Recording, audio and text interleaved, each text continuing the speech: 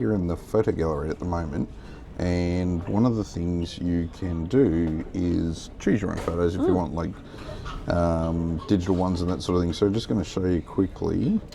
Just spin this around. So it's these digital kiosks. Swipe your card. You know, it might have been easier to have taken the card off. Yeah, whatever.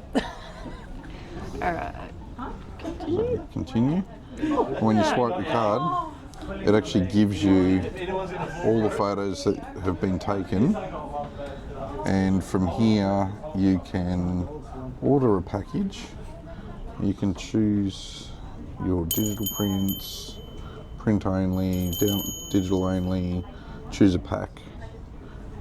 So there's a few different choices there, and then you can go through. So yeah, that's very cool that you can do that. And obviously you've got all your photos over on the wall, so you can go over and actually look at the individual photos as well.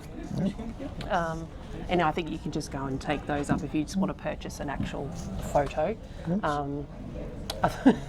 Yeah, so you could take your photos up to the guys at the counter and purchase those, or you can do it through the computers here and get digital prints, or again you can get the print onlys on those. So a couple of options for you there.